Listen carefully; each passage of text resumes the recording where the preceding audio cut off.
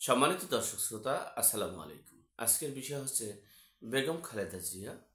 তিনি বাংলাদেশে আসতেছেন, তবুও বিএনপি থেকে তিনি মাইনাজে আছেন। সে বিষয়ে সংক্ষেপে আপনাদের সাথে শেয়ার করছি। দেখেন, 5ই আগস্টের পর এই বেগম খালেদা জিয়া শারীরিকভাবে অসুস্থ হলেও তিনি মানসিকভাবে সুস্থ।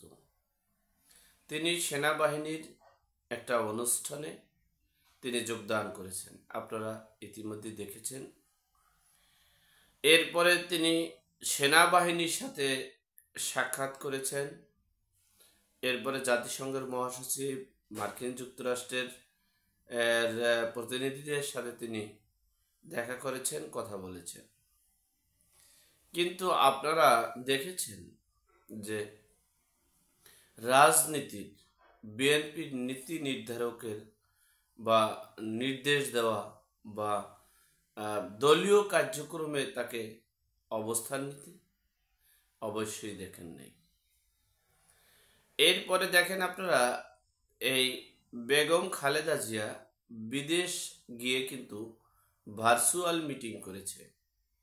আপনারা ইতিমধ্যেই দেখেছেন। সে ভার্চুয়াল বক্তব্য তিনি যেভাবে দেখেছেন, তার শারীরিক ল্যাঙ্গুয়েজে বোঝা গেল তিনি মানসিকভাবে পরিপূর্ণ সুস্থ, যদিও তিনি শারীরিকভাবে অসুস্থ।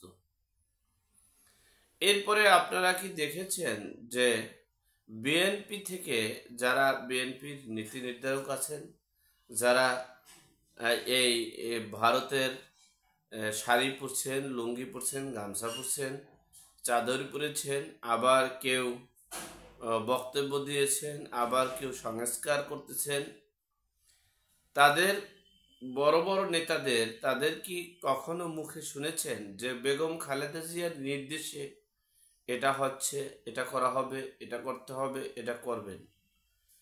আজ পর্যন্ত আপনারা শুনছেন কিনা জানি না, তবে আমি শুনিনি। এরপরে দেখেন আপনারা যে বিএনপির ভারপ্রাপ্ত চেয়ারম্যান তারেক রহমান, তিনি কি কখনো বলেছেন বিএনপির চেয়ারপারসন বেগম খালেদা জিয়ার নির্দেশে, বিএনপি চেয়ারপারসন বেগম খালেদা জিয়ার পরামর্শে এবং বিএনপি চেয়ারপারসন বেগম খালেদা জিয়ার নির্দেশ অনুযায়ী বিএনপির এই পদক্ষেপ নেওয়া হবে বা এই পদক্ষেপ নিতে বলা হয়েছে, এটা কার্যকর করতে হবে? আমরা শুনতে পারিনি। যিনি বিএনপির প্রধান চেয়ারপারসন বেগম খালেদা জিয়া, তিনি যদি দিক নির্দেশনা না দিয়ে থাকেন, তিনি যদি সভা সমাবেশ না করেন, তিনি যদি বক্তব্য না দেন, রাজনীতির প্ল্যাটফর্ম এমনই একটি প্ল্যাটফর্ম, এই প্ল্যাটফর্মে বক্তব্য, যোগাযোগ, নেতাকর্মীদের সাথে যোগাযোগ, বক্তব্য দেওয়া, দিক নির্দেশনা দেওয়া, এগুলো দিতে পারলেই দেশের সেই দলের চাঙ্গা থাকে, সেই দলের নেতৃত্ব থাকে, সেই দলের অস্তিত্ব থাকে। আপনারা বিগত এই 9 মাসে বেগম খালেদা জিয়ার সেরকমের কোনো অ্যাক্টিভিটিস বিএনপি থেকে দেখেছেন? অবশ্যই না। হ্যাঁ, তারেক রহমান তিনি বলতেছেন, দিক নির্দেশনা দিতেছেন, ভার্চুয়াল বক্তব্য দিতেছেন, কিন্তু তিনি তো ভারপ্রাপ্ত চেয়ারম্যান। কিন্তু তিনি কখনো বলেছেন যে চেয়ারম্যানের নির্দেশে, চেয়ারম্যান ম্যাডাম খালেদা জিয়ার নির্দেশে এগুলো করতে হবে, এগুলো করা প্রয়োজন? সংস্কার এই সরকারের দায়িত্ব নয়। একটা নির্বাচিত পার্লামেন্টের জনপ্রতিনিধি যারা থাকবেন, সে পার্লামেন্টের মাধ্যমে সংস্কার করা হবে। এটা কি বিএনপির চেয়ারপারসন বেগম খালেদা জিয়া বলেছে? সেই নির্দেশ অনুযায়ী কি বিএনপির কাজ করেছে? অবশ্যই না। আপনারা ইতিমধ্যেই জানতে পেরেছেন, জাতিসংঘের মহাসচিব তিনি বলেছিলেন যে আমরা 2007 সালে এই সেনাবাহিনীর উপরে সম্পূর্ণ আস্থা রাখার কারণে আমরা আমাদের কাঙ্ক্ষিত লক্ষ্য পৌঁছাতে পারিনি, নির্বাচন দিয়ে তারা সরে গিয়েছিল। ঠিক সেই পদক্ষেপ, সেই কথাটা কিন্তু এই 5ই আগস্টের পর বলা হয়েছে।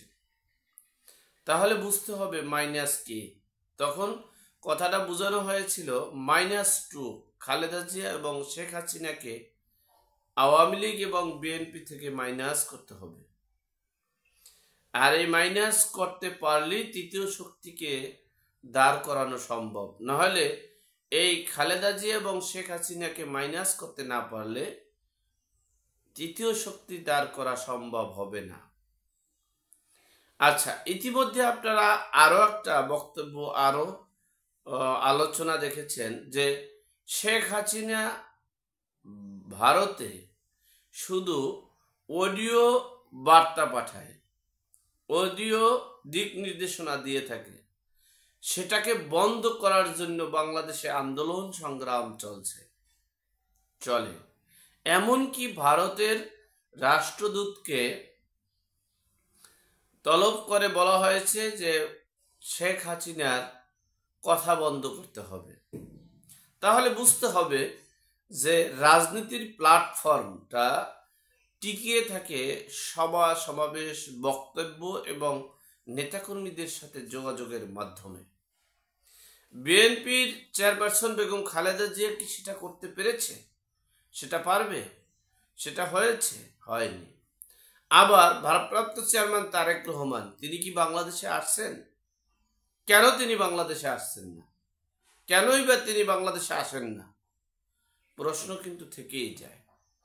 যাই হোক, সর্বোপরি কথা হচ্ছে আমরা মনে হয় দেখতে পারবো বিএনপির নেতৃত্বে, বেগম খালেদা জিয়ার নেতৃত্বে দিক নির্দেশনা, পরামর্শ এবং বেগম খালেদা জিয়ার মাধ্যমেই এই রাজনীতির বিএনপি পরিচালিত হবে। আর যদি সেটা না হয়, পিছনে যে 8 মাস যে সেটা করে নাই, কিসের জন্য করেনি, কারা বন্ধ করে দিয়েছে, কেন দিয়েছে, সেটাই কিন্তু প্রশ্ন ছিল। সামনে হয়তোবা সে প্রশ্নের জবাব আমরা পেতে পারি। আল্লাহ আমাদের সকলের সঠিক জ্ঞান দান করার তৌফিক দান করুক, আমিন। আসসালামু আলাইকুম।